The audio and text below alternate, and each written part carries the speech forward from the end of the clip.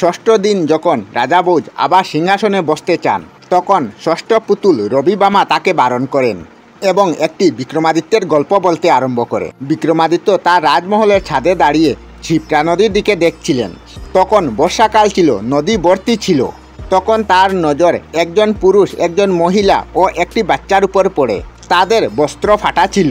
তিনি দেখলেন হঠাৎ তারা নদীতে ঝাঁপ দিল এবং তারা জলে ডুবছিল। বিক্রমাদিত্য তৎক্ষণাৎ জলে ঝাঁপ দেন। একা তিনজনকে বাঁচানো সম্ভব নয়, তাই তিনি দুইজন বেতালকে ডাকলেন। তারা তাদের প্রাণ বাঁচায় এবং তিনি জানতে চাইলেন তারা কেন আত্মহত্যা করতে যাচ্ছিলেন। আমি আপনার রাজ্যের একজন গরিব লোক, কোথাও কাজ পাচ্ছি না আর ক্ষুধার যন্ত্রণা সহ্য করতে পারছি না, তাই আত্মহত্যার রাস্তা বেছে নিলাম। তখন রাজা বিক্রমাদিত্য বললেন, তোমরা আমার অতিথিশালায় থাকো, যতদিন খুশি তোমরা আমার আত্মীয় হয়ে থাকো, অন্য বস্ত্রের কোনো অভাব হবে না তোমাদের। তখন গরিব লোকটি বলল, রাজা, প্রথম তো সবাই আদর করে এবং পরে তিরস্কার করতে শুরু করে, আমরা অপমানিত হতে চাই না। তখন বিক্রমাদিত্য বললেন, তোমাদের ভগবানের মতো সেবা করা হবে, কোনো ত্রুটি থাকবে না। ব্রাহ্মণ পরিবার অতিথিশালায় এসে থাকতে লাগলো, কিন্তু তারা অনেক অপরিষ্কার ছিল। যেখানে থাকতো সেখানে আবর্জনা ফেলতো, মলমূত্র ত্যাগ করে সেখানেই অনেক দিন ভর পোশাকও বদলায় না। তাদের শরীর থেকে গন্ধ আসে। ধীরে ধীরে অতিথিশালায় দুর্গন্ধ হতে লাগলো। কাজের লোকেরা চলে গেল।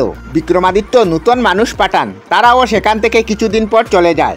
তখন রাজা বিক্রমাদিত্য নিজে তাদের সেবা করতে লাগলেন। তখন ব্রাহ্মণ দম্পতি ভাবলেন যে বিক্রমাদিত্যের এখন পরীক্ষা নেওয়া যাক। তখন ব্রাহ্মণ রাজাকে বলল, আমার ঘরে বিষটা হয়ে গেছে এবং আমাকে পরিষ্কার করুন।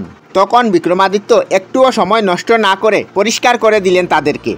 তখন সেই ব্রাহ্মণ এক দেবতারূপে প্রকট হলেন। তখন ব্রাহ্মণ বললেন, রাজা, আমি বরুণদেব, আপনার অতিথি সেবার কথা শুনে আপনার পরীক্ষা নিতে এসেছিলাম আমি। তারপর বরুণদেব রাজা বিক্রমাদিত্যকে আশীর্বাদ করলেন, তোমার রাজ্যে কখনো বৃষ্টির অভাব হবে না এবং খেতে সবসময় ভালো ফসল হবে।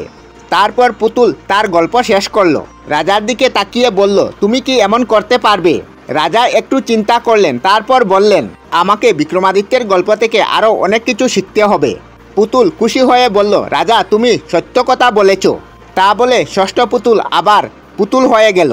রাজা ভোজ আরেকটি গল্প শোনার জন্য অপেক্ষা করতে লাগলেন। সপ্তম পুতুলের গল্প পরবর্তী ভিডিওতে।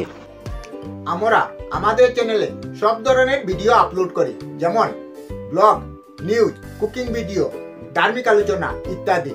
যদি আপনারা এই ধরনের ভিডিও দেখতে পছন্দ করেন তাহলে এই চ্যানেলটি নিশ্চয়ই সাবস্ক্রাইব করবেন।